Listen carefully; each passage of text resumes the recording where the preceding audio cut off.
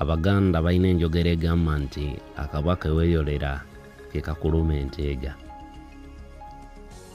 Mubawe emmundu, mubawe ebimotoka, naye nga mubaleka ne beebaka bubi, nga mubaleka ne balya bubi, nga bayita mu mbeera embi ennyo ebitagambika, nga beebakanga embwa. Ebigenda okuvaamu bye bino nga byogenda okuwulira.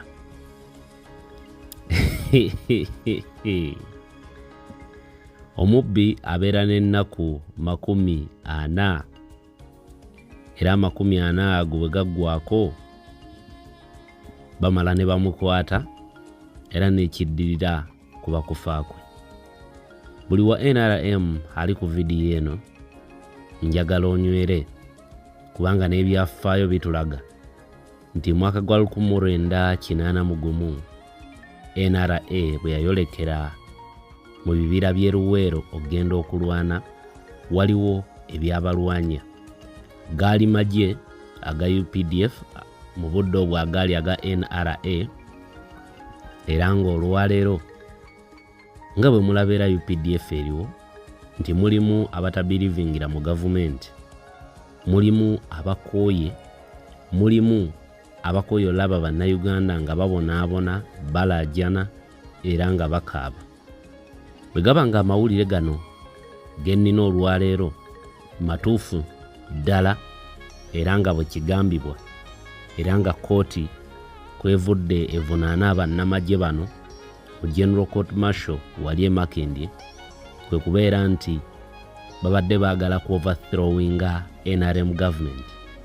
Awo nno abali eyo waggulu mutere munywere, kubanga eddaala kwe mwalinnyira olwedde mwali kubadde ekigo.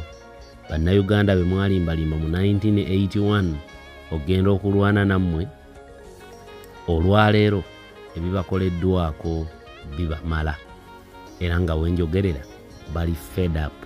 Kaakati kyekyo bulijjo kye tubagamba nti mu budde obw'okukkirira amambuka tegaali mangu, amadaala kwe mwalinnyira ne mugakanyuga, bamaama baafiirwa abaana baabwe, abaana ne bafiirwa bakitaabwe ne bannyaabwe ne bakkojjaabe ne bajjajja baabwe.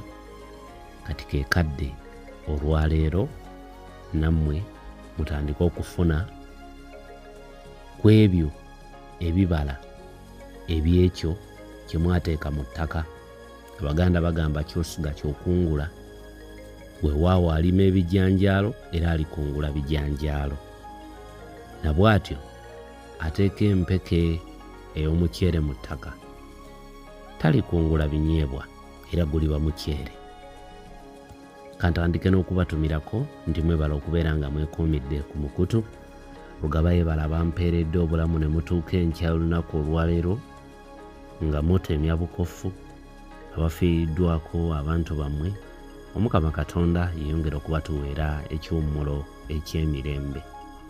Amawulire genfunye nkugambye mu ntandikwa nti makambwemu naye olina okugagumira, olina okunywera naddala gwali mu gavumenti, kubanga mwe kennyini mwe mwayola obubwa bwe mutaatendeka kumanya nti nno mwe bakama baabwo. Mwe kennyini mwe mwateekamu divide and rule mu magye. Mwe kennyini mwe mwaleeta obubinjabinja mu magye, ekintu ekitaaliwo, kubanga olwaleero amagye galimu ebiwayinga 4.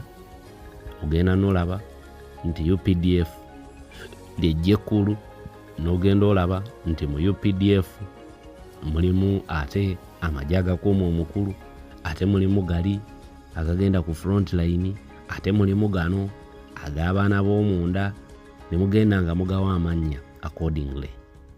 Kakati olwaleero ka pressure kalabika kalinnye, mubeere ready okwendywalinga pressure eno.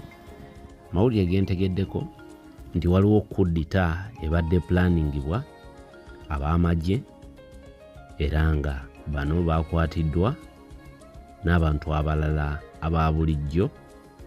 Naye ekyennaku kye neeraliikiridde, ate mu bintu bino bwe biba nga bituufu bandikwatiramu abantu abatamanyiiko ku mutwe n'amagulu ga bintu bino. bandikwatiramu abo abamu ku bbo abali mu ludda oluvuganya gavumenti ne babajwetekako ekyokubeera nti babadde baagala kuwamba gavumenti. Abamu ku bantu abakwatiddwa mubadde Captain Denish Awola Oya era ng'ono abadde nga avuga tanka, mubadde Lieutenant Benjamin Oduru, mubadde Orek General era ng'ono engine technician, mubadde Sergeant Bernard Morris Leku, mubadde Perichi era nga bano bonna babadde bayambibwako John Elatu. Bano bonna betwogerako nno bannamagye abakukunavu ate nga bonna balina ebifo ebinene ennyo mu magye. Ng'era Mwami Yoweri Kaguta Tibuhaburwa bwe yakola mu mwaka gwa 1981 bw'atyo ne bano babadde bapulaninga mbu ekintu kyabwe ekyokulabika nti bawamba gavumenti eno. Bwe mutandika owulira ebintu bino bibalaga kimu mu mitwe gyammwe, tuleme bitunuulira mu ngeri bo gye babirabiddemu, naye tutunuulire ne mu byafaayo nti n'okujja gavumenti eno era okuwamba byatandika mpolampola bwe biti gye byaggweera nga we wano we tuli olwaleero nga Idi Amin takyaliwo, Obote takyaliwo, nga NRA eyeyubula nefuka NRM olwaleero yeeriwo. Munywere olukwe lw'okuwamba gavumenti ya Mwami Yoweri Kaguta Tibuhaburwa lwe lwonna olubaddewo, naye mujjukire ebintu bino mubitwalire mu ango nnyingi kubanga ne mutabani we yennyini ayina hope etunuulira ku ntebe eyo enkulu ey'eggwanga. Mwanditunuulira Abamajje bano ng'ababadde bakyewaggula, ababadde baagala okuwamba ku lwabwe, naye nga bandiba nga balina amaanyi agababadde emabega, kubanga Uganda olwaleero abakoowu be bangi naye be mumanyiiko nti bakoowu be batono, abakulaga mu kamera nti bakoowu be batono. Therefore neewuunya nnyo military intelligence eyakutte abantu bano ate nebaggalira amangu ddala mbu babadde baagala kuwamba gavumenti. Nja kubeera neeyongera going deep into detail ey'ebintu bino, neeyongera okubalambululira ekituufu kyekiriwa, kubanga bandikwatirako abaana, bandiggalira abaana bangi already abali mu makomera, abali mu General Court Martial, ng'abajwetekako ekyo ekyokubeera nti be bali emabega w'okuwamba gavumenti, kubanga mulimu n'abantu ba bulijjo. Mwandifundikira nga abaana baffe be tubadde tubanja bulijjo be bamukwaba bagenda oteekebwa kweyo kwogwo omusango. Therefore katulindirire tulabe olukalala luno bwe lunaavaayo olw'abantu ba bulijjo, kubanga bano bonna bendaba wano b'amagye, bendaba wano bonna b'amagye. Ate ekyennaku nti abantu bonna bendaba wano bonna ba mu Northern Uganda, abantu bano bonna bendaba ba mu Northern Uganda, ate ng'ekyabadde mu Northern Uganda olunaku olw'eggulo mwenna mukimanyi bulungi.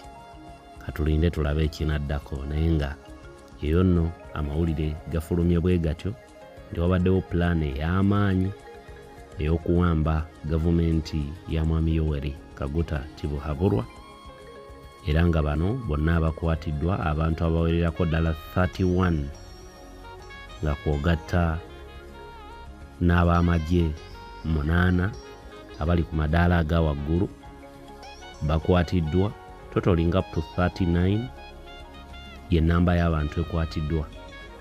Kati awo nno bwe bibanga bituufu abali mu gavumenti mwenyweza, kubanga era nammwe mwajja mu 1981 era waliyo n'abalala era abajja ovaayo bakole ekyo kye mwakola.